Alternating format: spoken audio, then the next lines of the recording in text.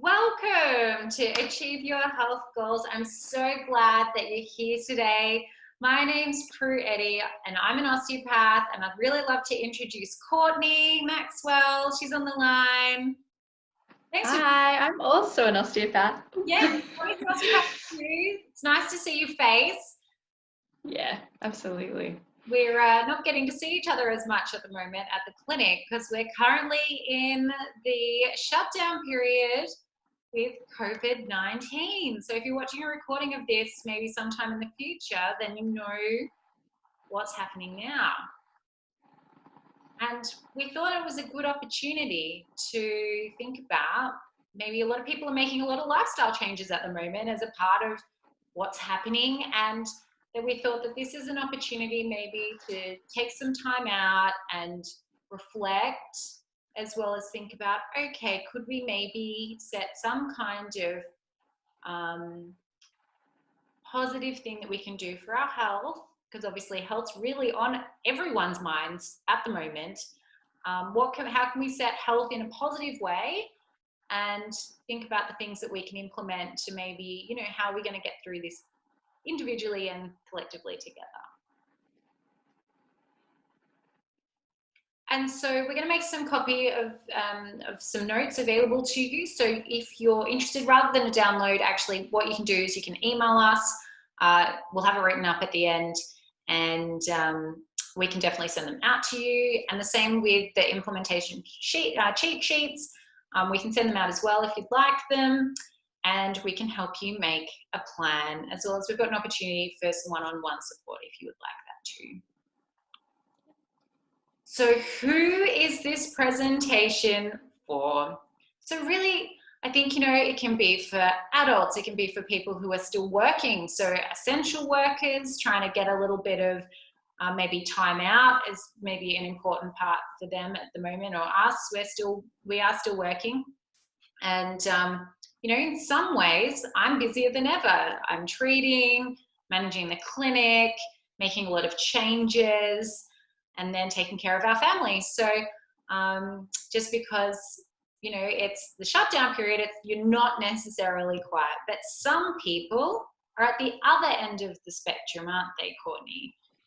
Absolutely. Some people are at home, they might be not working as much, or their work looks completely different to what it normally looks like, and they're maybe wondering what they should be doing with themselves, or conversely, this has been a really nice reflection time to think about what to do with their time. Absolutely. I think a lot of people are in a lot of different states at the moment. So and two, we recognize that some people might be in the position that maybe they don't have any work, and that's really hard too. But I think sometimes then in those challenging times, it's good to also have something else potentially to focus on as well. So we want to focus really on short-term strategies to help you have long-term success.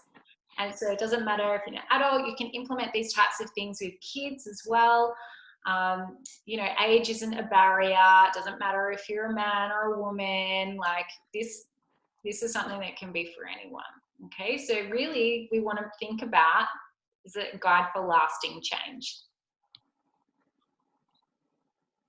So I think it's, really this idea, what is it to be healthy and what does it take to be healthy? And us as health professionals, so often people come to us with problems, or, they're not feeling well, or it's disease. Well, I'm not a disease professional, and I'm not a sickness professional. I'm not even a pain professional. I'm a health professional.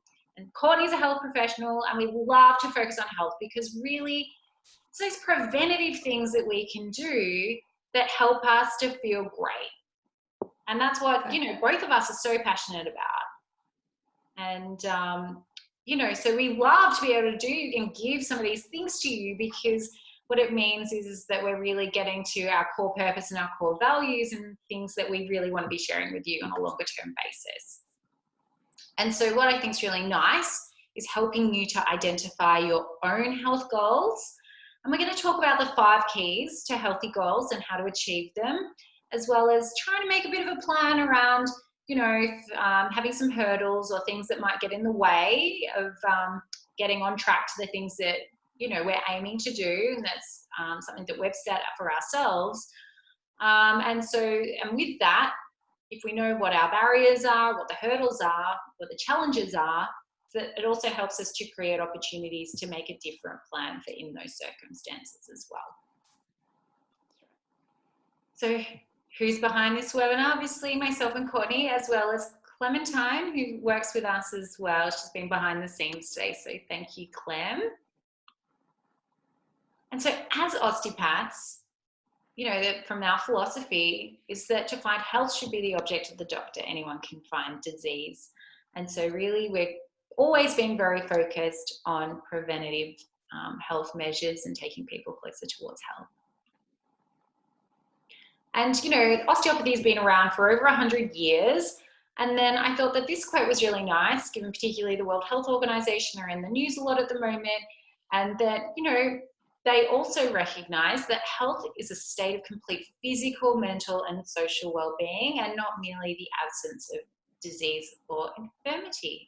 So I think it's really worth reflecting on what is health and what does it mean to you, really, because it's really about anything that we do is about helping you achieve your goals.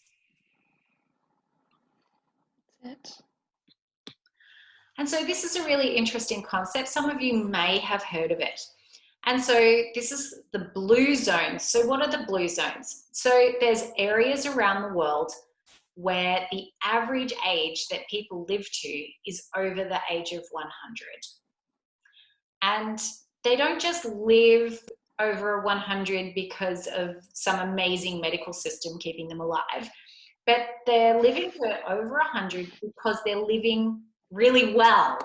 And, what some researchers did, they got really interested in these different communities across the world that obviously they have different cultures, they speak different languages, they have different religions. So what is it about these different groups? Could they identify things that they had in common, potentially, that might generally improve the health and well-being of everyone? And so what they found was that there were 9 commonalities between all of these different communities. And so one of them is that they move naturally. So what does that mean? Is that just being active is a normal part of daily living. So it might be that they do a lot of farming and grow their own food. So obviously as a part of that process, then, you're going to be outside, you're going to be tending to the fields. The next thing they found was that people typically have a reason to get out of bed in the morning. So they have purpose. And that's something that, it's important to feel like you have value in your life, in your community, in why you do what you do. And I think aren't we so lucky, Courtney, that we just get to wake up and do what we love doing? Yeah. Absolutely. Yeah. Absolutely. The next one is downshift. So not only did they have purpose and move, but basically they have some type of normal activity that helps them to relax as a part of their daily living. So this looked different in different communities. So it might have been siesta, or it might have been like a meditation or prayer type practice or routine. And but it was like a way that people sort of talked about, settling themselves down and having some type of restful activity as a normal part of their day. The next one was the 80% rule. And they talked about this as like 80% healthy. So like, let's say what you eat, like you're good 80% of the time, and that you still allow yourself some flexibility around what it is that you're having, but you're not obsessing about it. You're just like, most of the time, the normal things that you eat are generally pretty healthy, and that typically they are predominantly fruit and vegetable based foods. So that's what the plant slant is. They also found that out of 5 of the 6 communities, that they all drank alcohol, but they don't drink a lot of alcohol. So they might have, say, 1 standard drink a day, or, you know, most or some days of the week, as opposed to no alcohol whatsoever.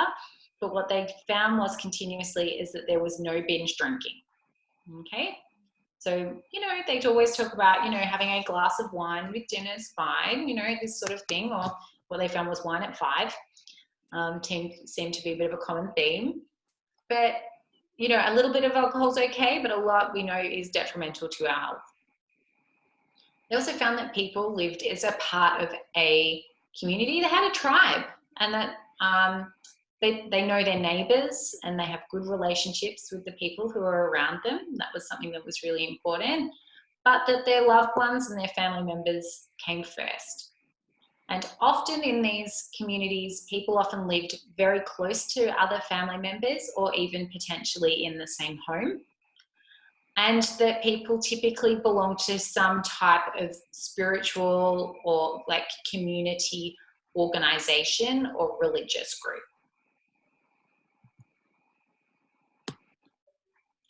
So these are some of the commonalities and things that they talk about on a worldwide level for us to live for a long period of time. Now, in Australia, we have the Australian Daily Recommended Guidelines, which are scientifically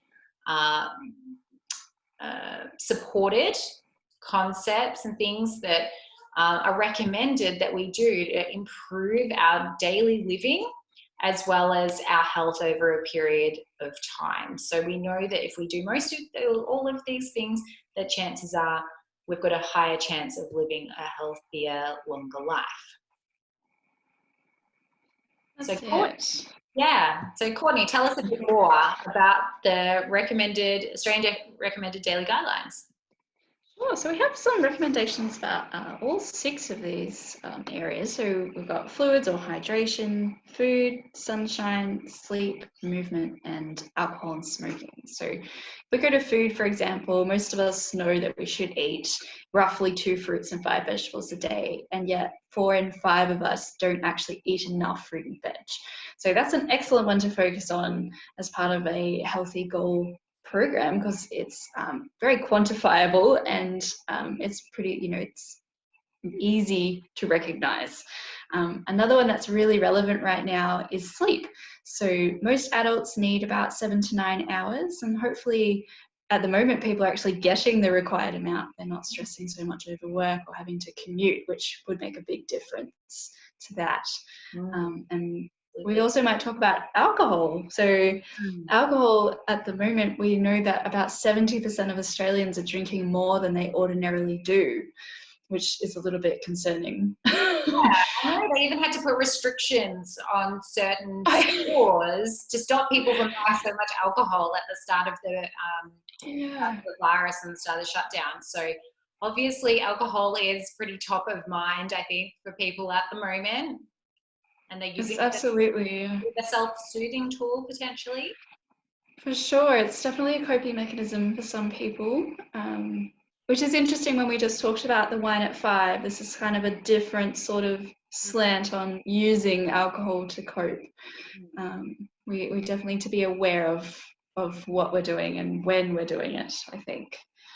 Absolutely, and they just made some changes, I think in the last 12 months, to the Australian Recommended Guidelines in regards to alcohol consumption, and they've now revised it so it's 10 standard drinks per week is the maximum in regards to the recommendations. That's only like about 1.1 to 1.2 standard drinks a day. Now, if you actually pour a standard drink, or if you look at the side of the wine bottle, for example, there's a pretty good chance that you're pouring more than that when you have a glass. So that's just something that's worth kind of bearing in mind. Absolutely. Yeah. Something to be aware of. So looking at this graphic, it might be a little bit overwhelming. There seems like there's a lot of information there, but the good thing about choosing your own goals is that you can just pick a couple of priority areas and always come back to the others later. So I think it's good to choose things that either are really easy, so you feel like you've implemented something, you feel like a sense of achievement, or pick the big thing that's going to make the most impact into your health. So that might be quitting smoking. Like, that's a big thing, but it's going to make a huge impact on your health. Absolutely. That's such a valid point. You know, if we try and overhaul everything at the same time, you might do Yeah. really well for a couple of weeks, and then it all comes crashing down again. Or at least, you know, that's not just my experience. I think that's, you know, we often observe that, I think, in our patients Yeah, as well. So that's definitely something to keep in mind. Now, the recommendations that we have on the screen really are for 18 to 64-year-olds. There are different recommendations for children as well as people over the age of 65 in regards to their specific dietary needs. Or if you're pregnant, for example, there's different dietary needs specifically for that as well. Yes, or breastfeeding. Yeah, and I think one of the really big things is that children often are not getting enough sleep as well. Yes, or movement. We always think kids are so active, and lots of kids don't actually get outside and move enough, unfortunately. Yeah, absolutely. Mm. So, what's your health goal? So it's worth thinking about. You know, I think so often people go, I want to lose weight. Like, it's just such a classic one. If you look at people who say make a New Year's resolution, and you think of all the amount of money that people spend on trying to lose weight, you know, it's something that's often front of mind for people. And sometimes it's worth thinking about, is that the right goal? Is that the goal that is A, likely to be achievable, and B, you know, is that where you should be putting your focus? So I think probably what Courtney and I would often talk to people about is maybe rather than say picking that as your goal, it might be, again, like introducing, you know, maybe you don't like fruit, right? So maybe instead of having 5 and 2, you're going to aim for 7 serves of vegetables a day, for example. And it's like, okay, how do we make that a practical, implementable thing that we know is going to have positive long-term effects on your health and well-being, which maybe that's actually going to then have some influence over what's happening with your weight. It might not solve it on its own, but sometimes it's worth a little bit of a shift in how you're thinking in order to have a long-term sustainable change. And so I think sometimes it's worth like giving yourself a bit of a chance to write a few things down. Like, you don't have to pick the first thing that comes. You go, Cody. I was going to say, even pause the video and scribble some things down. We'll be here when you come back. It's the perfect opportunity. We hope, yes. Actually, it's worth mentioning. Like, we tried to actually film this earlier in the year, and we had some problems. So we're really sorry for anyone who actually tried to watch it live. And so we're really glad that we're actually back here presenting it now. Okay, so, so we're finally here. We're very happy. But yes, I think it's good to scribble a whole pile of things down and then really kind of sit with it for a little bit before you then go, okay, like part of the idea of making a plan is coming up with, okay, what are the things that are going to be either the most valuable or the most implementable? Okay, so we can sort of plan about that a bit more. Yeah. And then you can prioritize a little bit. Yeah, prioritize. And then you can put your kind of big ones at the top. And now if you want this specific PDF, we can certainly send this to you. Definitely. And so we talk about these 5 keys of things that are really helpful to help you achieve health goal success. So we talk about, you know, firstly, it's like clarity of goals. What's your goal? Okay. And then we talk about know your why. So why is that goal actually important to you? And I guess I'm speaking to you. Why is this goal important to you? And sometimes we have to like get a little bit deep and dirty with ourselves, you know, and we really like, you've got to kind of push, you know, got to dig a little deeper. Why is this important? Because knowing you should do something like quitting smoking we know it doesn't work. Not enough. Not enough. Not enough for most people. And, you know, it's like, okay, I don't smoke. So, but, you know, this is an example. It's like, I want to quit smoking because I don't want my kids to grow up around passive smoke. That's a really strong driver if family is a big value for you, or your children are a big value for you, to help you to every time you have a craving or you're like, I want that thing, that's going to be help to be a circuit breaker in that process. You know, and it might not be something quite as, you know, as heavy as that, but maybe you want to run around after your grandkids, or maybe you don't want to end up in a nursing home because of a family experience, or, you know, maybe you don't like waking up feeling exhausted every morning. But it doesn't matter what it is, it has to mean something to you. And usually it's usually the sort of things that make you feel a little bit emotional, is when you're knowing that you're kind of starting to actually tapping in to understanding what your why is. So that's a little hint about digging deeper, okay? And then, you know, we sort of start to think about how we can then implement what, you know, some steps in regards to how we're going to get towards that goal. So we think about how to implement, as well as some micro habits. So then breaking down that process even further. So you're making small changes to make it sustainable over a period of time. So then it doesn't take so much effort and willpower and mindset, but it is worth Discipline. Pardon? And discipline. Discipline. You know, Yeah.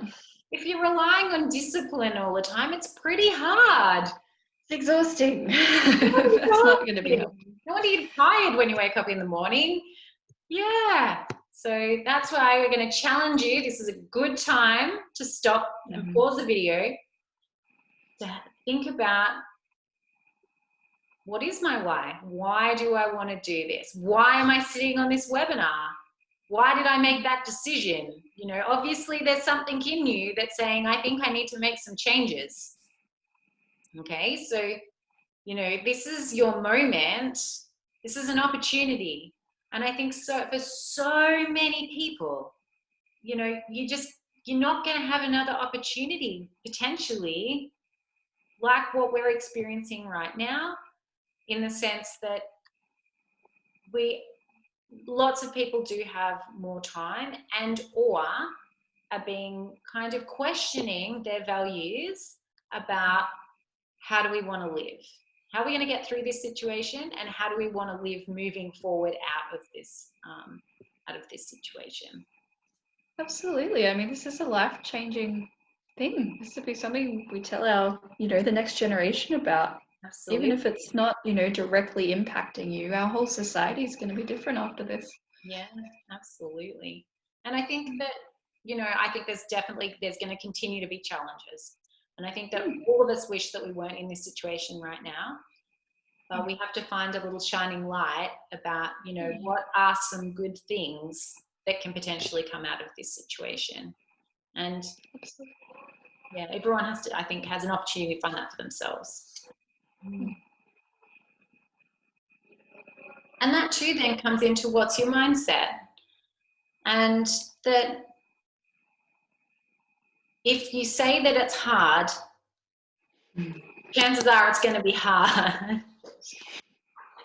You know, it's worth reflecting on what psychology, what habits, what beliefs, what values, what examples do we bring in to where we are now, that maybe we have to sit back and maybe kind of go, oh, why do I believe that? Or why do I talk to myself so negatively all the time? I mean, that's so often such a positive health goal for people, to break that habit of maybe talking to yourself not very well. Maybe that's your goal, even though it's not on the Australian health guidelines. Yeah. So important. It doesn't matter. There's so much, that can really change your life. So I think sometimes sitting with what's your mindset it's worth reflecting on, and then sometimes thinking about how can we maybe question that a little bit? How can we challenge that a little bit?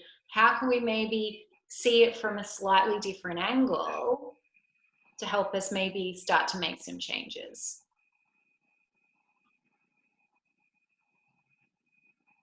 And I think so often, we kind of set a goal, we don't really have a plan, and oh yeah, I'd really like to do that, and then it's sort of out of sight, out of mind.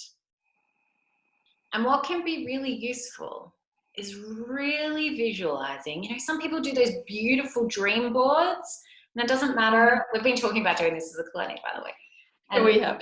Yeah, we have, and we're going to do this. We might have to do it virtually.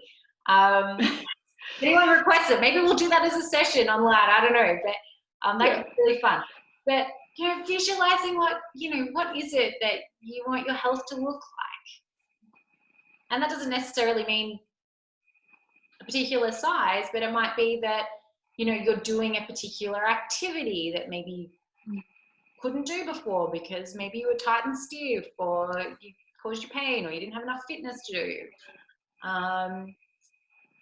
Or maybe it's going to a particular place that represents something really healthy and positive for you. Maybe you want to go and visit the blue zones once everyone's safe to go out and travel again, because we're all going to need a holiday at some stage. Visualizing the outcome of what that looks like for you. What would it look like? What would it feel like? And again, it's tapping in to that knowing and understanding your why, and then really getting clear on what that looks like.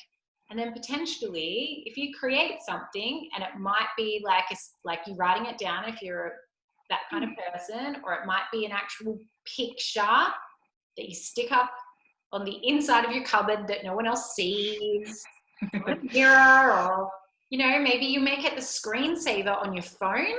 I think that's a good one, because often, screens or your screensaver, you're probably going to see that a fair bit at the moment.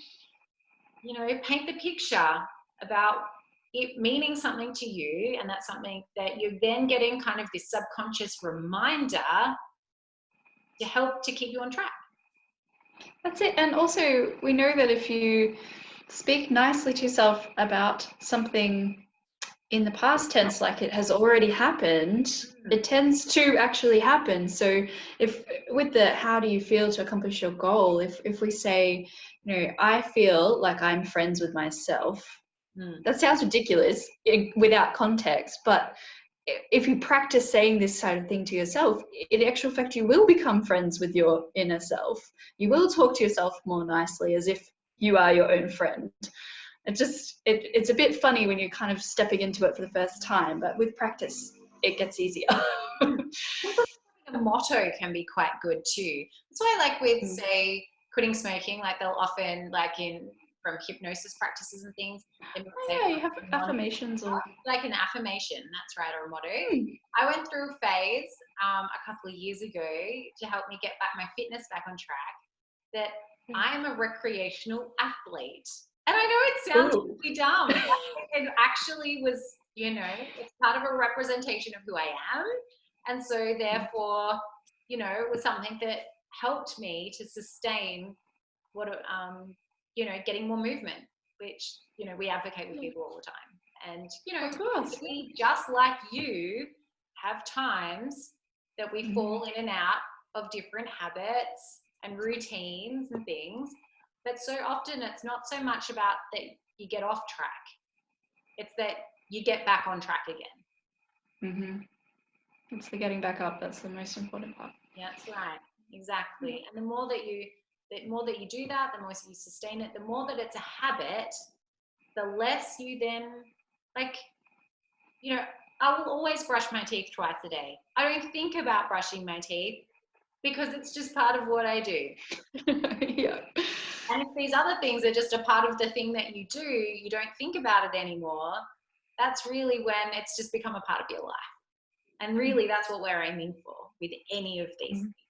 It's just part of your life. Yeah.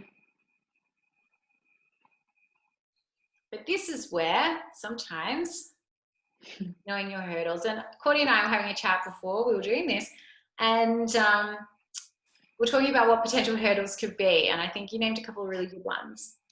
Yeah, so we were talking a little bit about alcohol and how everybody's drinking a little bit more now, and a potential hurdle for reducing your alcohol consumption could be that your partner also drinks. And so you guys might have a glass or a bottle of wine together in the evening. And if you're trying to reduce your alcohol consumption and they aren't, that's the hurdle.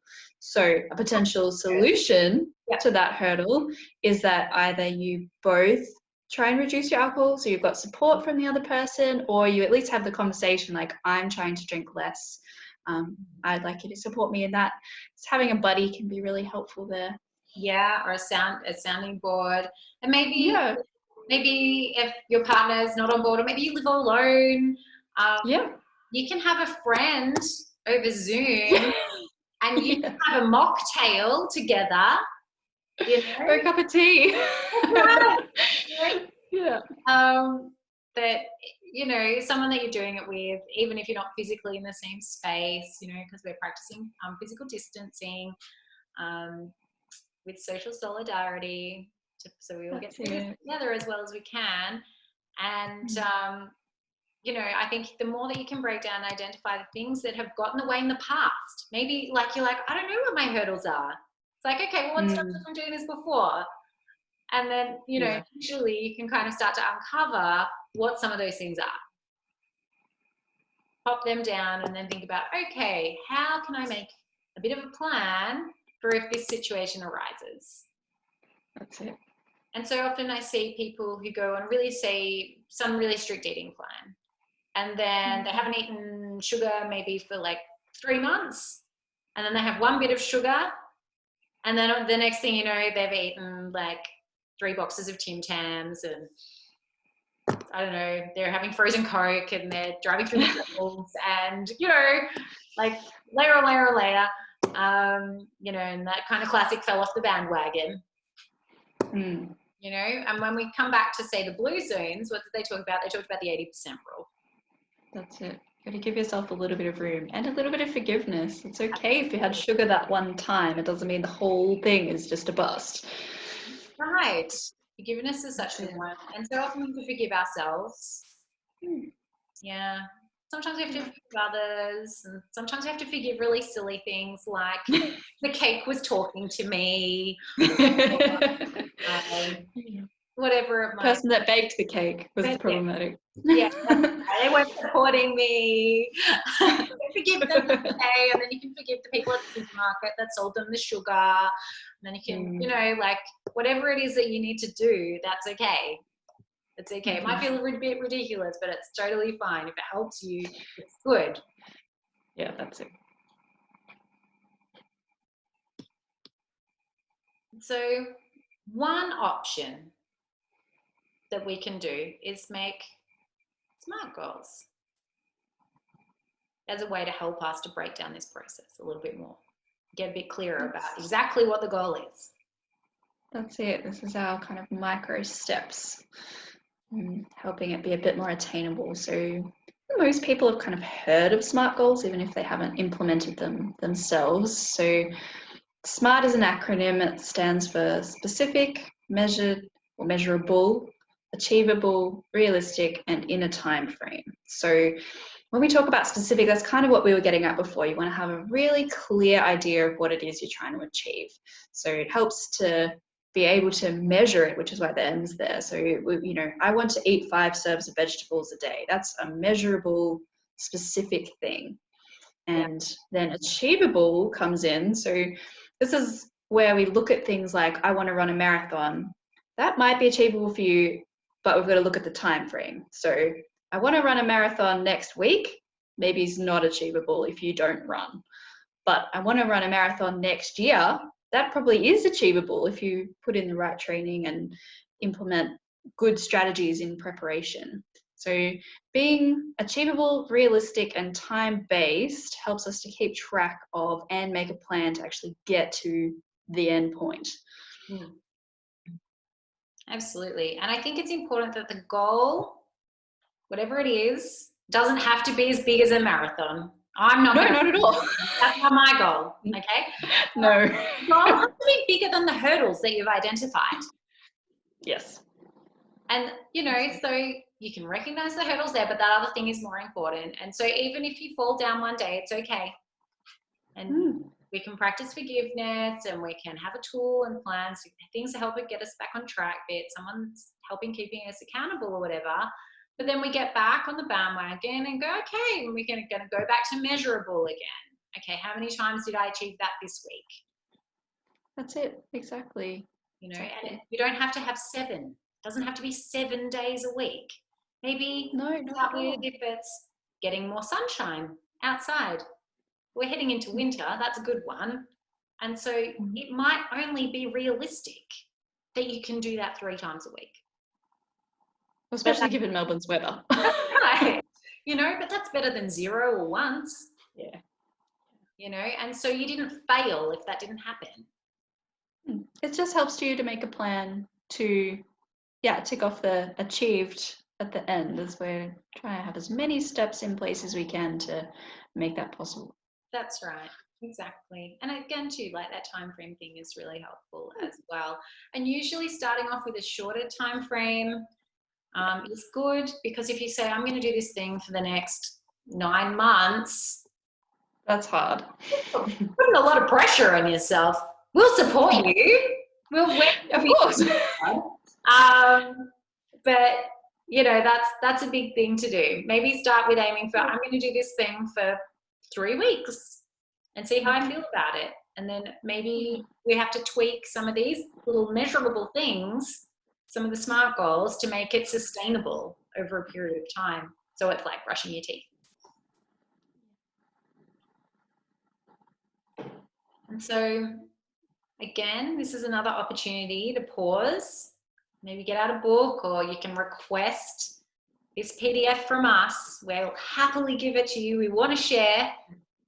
And you can start writing down what it is that you're going to do to break it down, to make it specific, measurable, achievable, realistic, and have a time frame.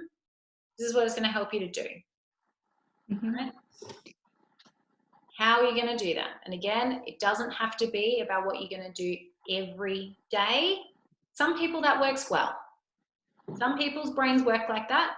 I'm probably a little less that way inclined myself. I'm more like the brain map version, not the tick it off the list version, but that's okay. It's about working with your own strengths. Absolutely, and your strengths. Okay. So, but if you can at least break it down to, okay, in a week, my aim is to do this and this, but if this gets in the way, then instead it's okay if I do this and this. That's it. Absolutely. Take your time, think about your top priorities, think about what's going to make the biggest impact with potentially the least amount of effort. To get the ball. That's a good motivator. Yeah. Sometimes you just need a bit of momentum too, to start to get the ball rolling of making a change, and then the next change doesn't seem quite so hard.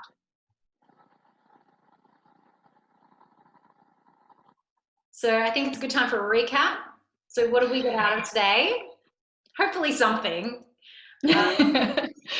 And that, identifying your own goals, because this is really for you. It's about you and your own process. What's right for one person isn't going to be the next.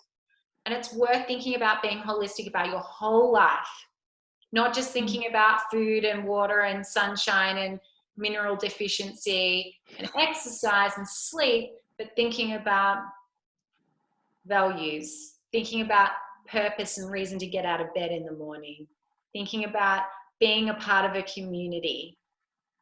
And I feel so lucky that, we're sort of in this funny position as health professionals, because obviously all of our patient information is confidential. We don't talk about you to other people who come in, But I have always felt so supported by our community of people who come into the clinic. And I think it's just a really beautiful thing, and I'm just so grateful. But we also have talked about the 5 keys or the 5 steps to success to help break this down for you a little bit more.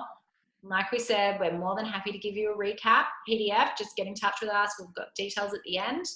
Even if you're not a patient of ours, maybe you found this on YouTube, get in touch with us. We'd love to hear from you. We're more than happy to share this with you. It's for everyone. Anyone, if you think you're going to benefit, just go right ahead, all right? We'd love to hear from you. And hopefully, out of this, you've had an opportunity to make a plan, okay? What we know is that being held accountable helps. Now, not everyone has that person in their lives. And so, like we said, we are health people, We know about some of this stuff, and that, if you want us to be the people that holds you accountable, we can do that. We would love that. We just think that's awesome. So we can help hold your hand, and maybe right now, maybe not physically, but figuratively, and help you kind of make those steps, transition, change, adapt, be flexible, find a new way, implement. So if you didn't know, we don't just do face-to-face consults. We also do online appointments.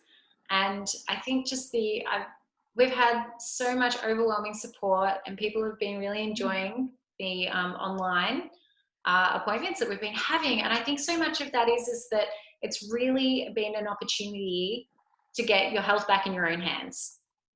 So often people come in, they think that they want us to fix you. That's not actually really what people actually want. People want to get better. People want to make change. That's usually why people come see us. And that so much of that is, it's really an opportunity now to focus on long-term, sustainable, preventable changes that's going to make you healthy in the long run. It makes you less reliant on us. And that's okay. That's a good thing, because it means that you're healthier. That means that hopefully we're doing a good job. Okay, if we're keeping you, supporting you, we're not keeping you, we're supporting you. We're empowering you. Empowering you. It's one of empowering and education is actually one of our clinic values. So that's what we want to do. We want to empower you to be as healthy as you can for as long as you can. And we'd love to tell you that we're actually going to hold another webinar probably over the next couple of weeks. And it's going to be about breaking through resistance to change. Because we know that sometimes making change, being adaptable, it's something that people struggle with. And trying to think of the word that I so often use for this. Adapting to change. We're going to talk about adapting to change. And often that comes back to how we feel. And when we're feeling stressed and under pressure, it's harder to be more flexible. You like to resort to autopilot. Yeah, absolutely. We come under stress. So what happens is, we trigger into all these funny different behaviors and patterns. And part of that is part of our fight-flight response. And so it's not always the same for each person. But, there are some really fundamental reasons as to why this happens. And we're going to talk about some of that, as well as what we can do to kind of ease our way into making some change. Okay, good change. Not change for the sake of change. Productive change. Productive, supported, and to do it with ease and with kindness. It doesn't all have to be hard. This is where you can find us, Facebook, our website. We've got heaps of information on our website. I think so often people don't utilize that quite as much as they could. Instagram, we're getting on Instagram. We're getting on Instagram more. We haven't been so good on Instagram. We're getting on Instagram. We're a bit slack. We're getting better, yeah. It's like health, like aiming to get better. okay? Progressive improvement. And if you don't know where we are, this is one of our emails. This is my personal email. You can also email Courtney at corenaturaltherapies.com.au. If you want to do one of our general emails, reception@corenaturaltherapies.com.au. You can contact any of us anytime. We'd love to hear from you. We love to hear from our people that we see and know and treat, and we love to get to know new people as well. So get in touch, give us your feedback, what's working well for you, what you're struggling with, what you think we could improve on, you know, all those things. It's really helpful. If you don't tell us, we don't know. Okay, so we would love to hear from you. Take care. Get in touch. We'll see you soon. Yeah, look forward to it. Bye for now. Bye.